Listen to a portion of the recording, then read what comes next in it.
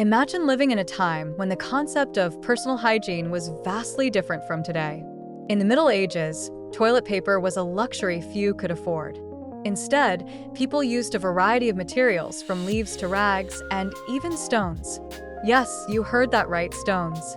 It's hard to believe, but that was the reality for many during this period. Now, let's talk about something even more bizarre: animal trials. Yes, animals were put on trial for crimes just like humans. Pigs, dogs, and even insects were prosecuted for offenses ranging from theft to murder. In some cases, they were even given legal representation. Imagine a courtroom filled with animals, all facing judgment for their alleged misdeeds. It sounds like something out of a fairy tale, but it was a serious part of medieval justice. Speaking of strange practices, beauty standards in the Middle Ages were extreme. Women often used lead-based makeup to achieve a pale complexion, which was considered the height of beauty.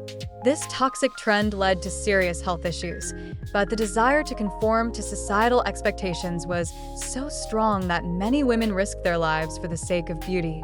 And then there's the infamous dancing plague of 1518.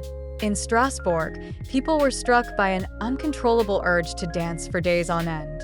Historians are still puzzled by this phenomenon, which left many exhausted and some even dead from sheer exhaustion. It's a reminder of how little we understood about mental health and social pressures back then. Trepanation, the practice of drilling holes into the skull, was also a common medical procedure. It was believed to cure ailments ranging from headaches to epilepsy.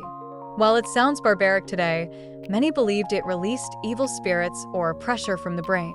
Imagine being a patient in medieval times, hoping for relief while someone is literally drilling into your skull. Left-handed people faced a tough time during the Middle Ages. They were often viewed with suspicion and even accused of witchcraft. Being left-handed was associated with evil, and many were forced to adapt to using their right hand. This stigma persisted for centuries, affecting countless lives. Urine was another surprising element of medieval life. It was commonly used as mouthwash. The ammonia in urine was thought to whiten teeth and freshen breath. While it may sound revolting to us, it was a widely accepted practice at the time.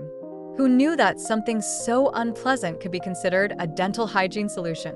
Knights, those noble warriors we often romanticize, had their own peculiarities. They wore what were essentially diapers under their armor. These garments, called polaines, were designed to absorb sweat and protect their skin from chafing. It's a strange image to picture a valiant knight in shining armor, but underneath it all, they were just trying to stay comfortable during battle. The Great Famine of the 14th century was a devastating event that changed the course of history. Poor harvests led to widespread starvation, and it's estimated that millions perished. This tragedy highlighted the fragility of medieval society and the impact of climate on human life. Finally, medieval medicine was a mix of the bizarre and the ineffective. Bloodletting was a common treatment for everything from fevers to infections.